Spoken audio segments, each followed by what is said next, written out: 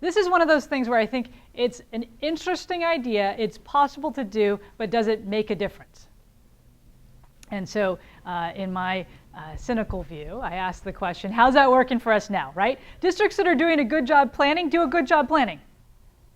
And districts that don't do a good job planning are just glad that they finished writing the document.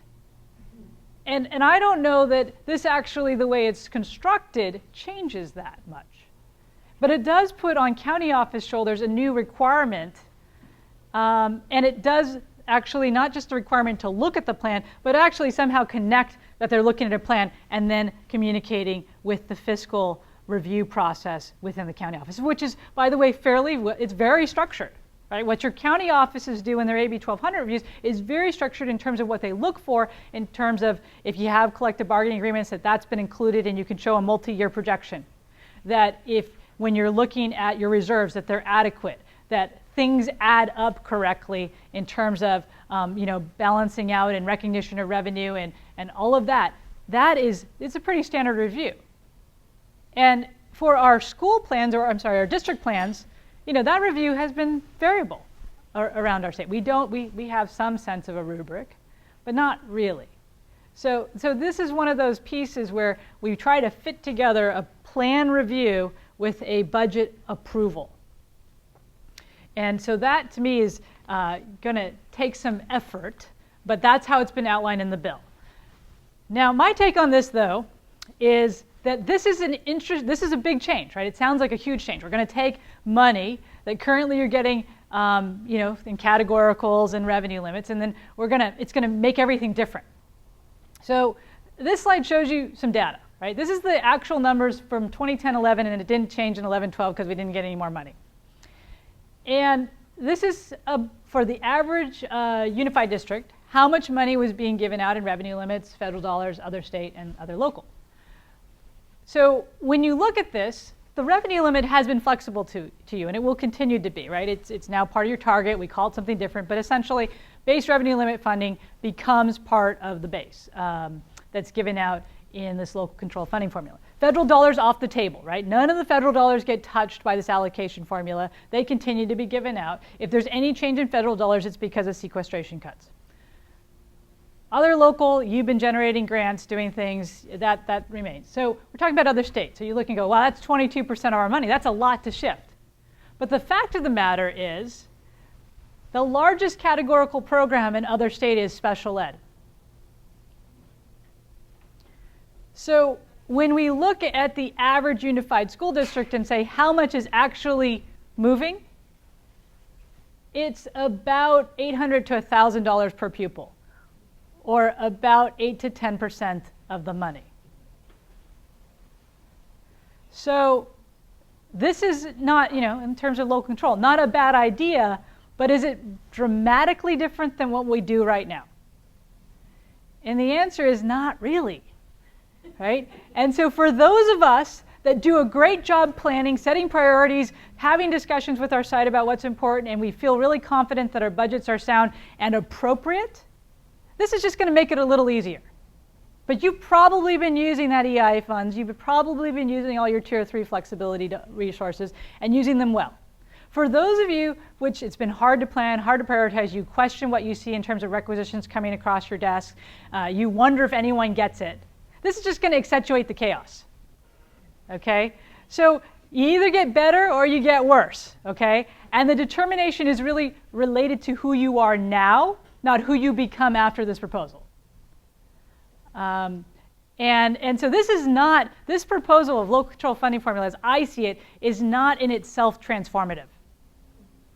It's different. It can be helpful, but it also may mean that you have no idea how to talk to teachers anymore because they're going to want all the money on salary schedule. Okay, so if that's where you're at, then this actually just makes it more chaotic. So here's what I think is important to think about in terms of the data. Just taking that snapshot of what we get.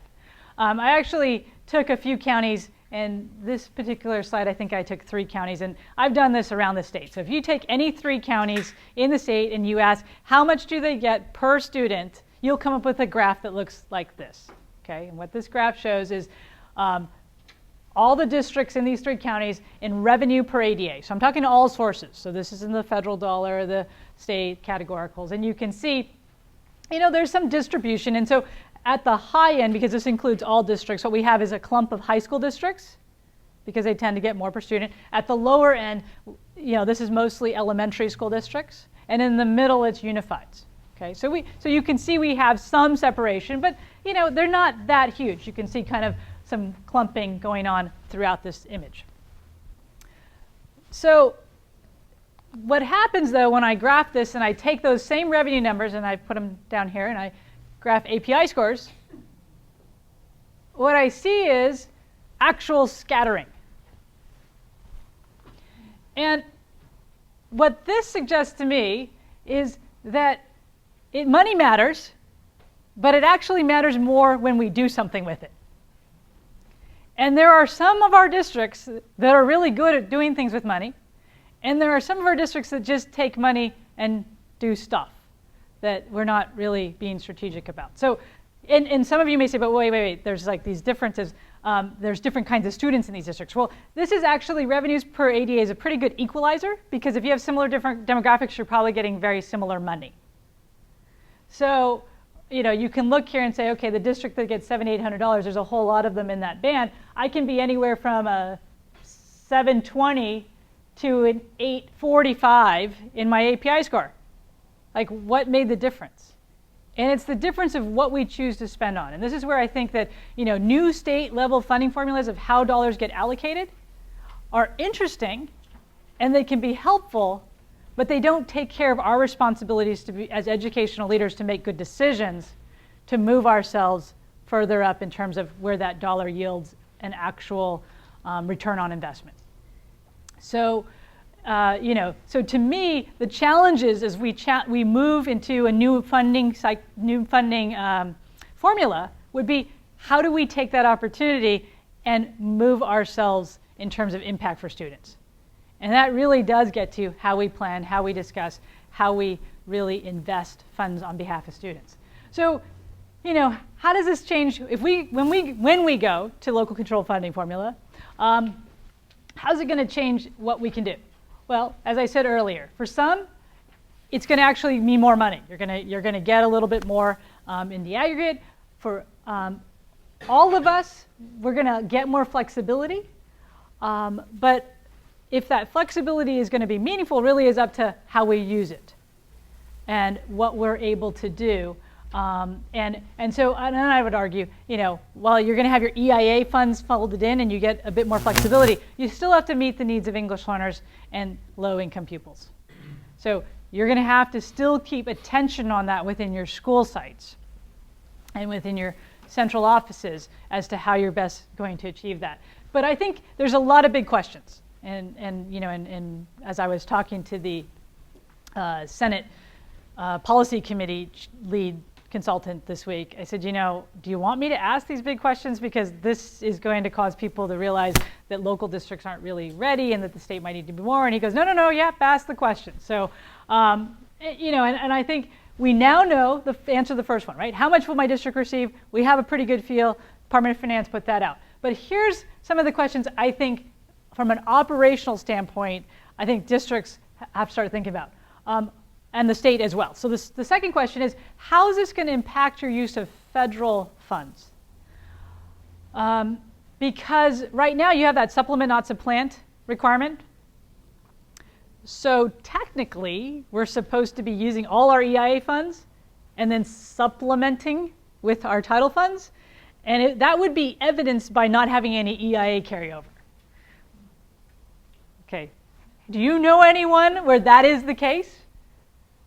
You don't have to answer, okay? So the issue for us will be, as we work on California showing that it's in compliance with the use of federal funds, and we have shown that in our base funding, we've made a commitment to support the needs of English learners and low-income pupils, what is that base level support that is now our responsibility that we then would use title funds above and beyond?